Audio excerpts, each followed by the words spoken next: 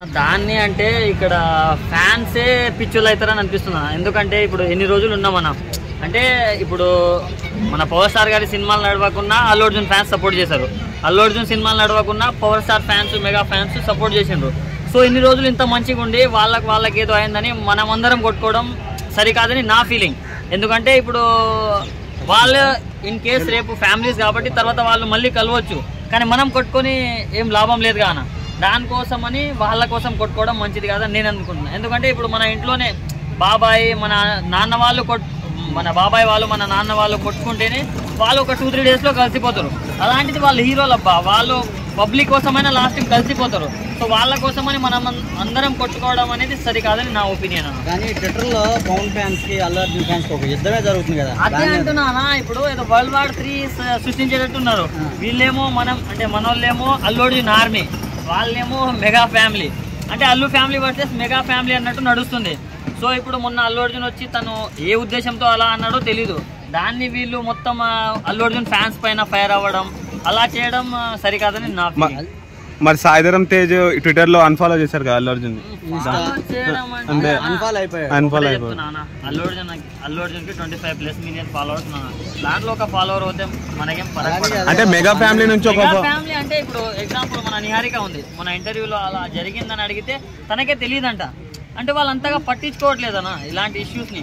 అది కానీ దాన్ని మనమే ఎందుకు పెద్దగా చేసుకోవడం పిల్లలు తప్పకుండా నేను అంటున్నా. భోజనాలు లేవు, అదే నాకు ఇష్టమైన వాళ్ళ దగ్గరికి వెళ్తాను, నాకు నచ్చినప్పుడే ఉంటాను. ఎవడైనా అంతే. ఇప్పుడు నువ్వు ఉన్నావన్నా, నువ్వేమంటావు? ఇప్పుడు నీకు ఎవరో మన చుట్టాల్లో ఏదో సంథింగ్ అయినప్పుడు ఏదో ఒకటి జరిగినప్పుడు పిలిస్తే నువ్వు వెళ్తావా? వెళ్ళవు. నీకు నచ్చితేనే నీకు మర్యాద ఇచ్చిన చోటే వెళ్తావు.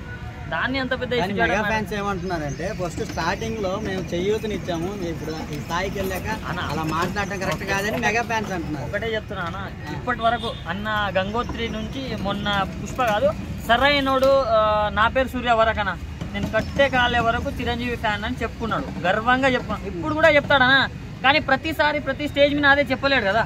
ఇప్పుడు తనకంటూ ఒక గుర్తింపు వచ్చింది, అలాని వాళ్ళని వదిలేయట్లేదు.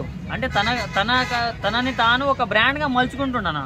అవును, ఒక మాట ఎందుకు చెప్పలేకపోతున్నా? మేమంతా ఒకటేను, మీరేం ఇదవద్దని. అందరు ఒకటే అనా అంటే చెప్తున్నా, చెప్పలేకపోతున్నారు కదా.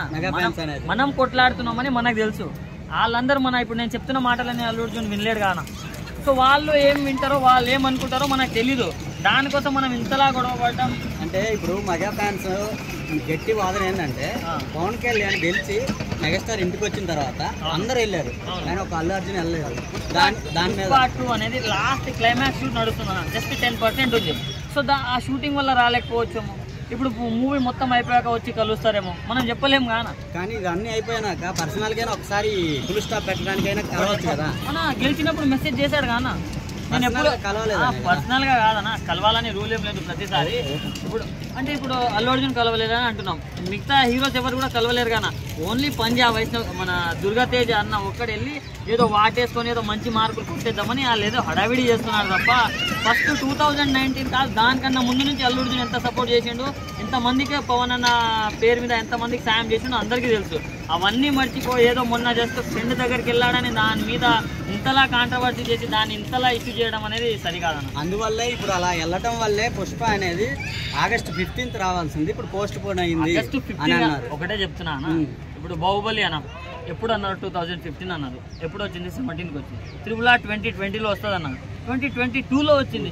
అంటే ఒక మంచి కంటెంట్ మంచి అవుట్పుట్ ఇస్తున్నప్పుడు టైం డిలే అవుతుందనా, దాన్ని మనం ఎంజాయ్ చేయాలి తప్ప అవన్నీ భయపడాలి లేనప్పుడు ఓకే నువ్వు చెప్పినట్టు ఆలోచిస్తారు, కానీ కొన్ని గొడవలు జరుగుతున్నప్పుడు దానికి కారణం ఇదే అంటారు. ఒకటే చెప్తున్నా, ఇప్పుడు ఎగ్జాంపుల్ మన టాలీవుడ్ నుంచి మన పాన్ ఇండియా స్టార్స్ అంటే మన అల్లు అర్జున్ ప్రభాస్ అన్న ఇద్దరికి చాలా ఎక్కువ క్రేజ్ ఉంది వీళ్ళిద్దరికే.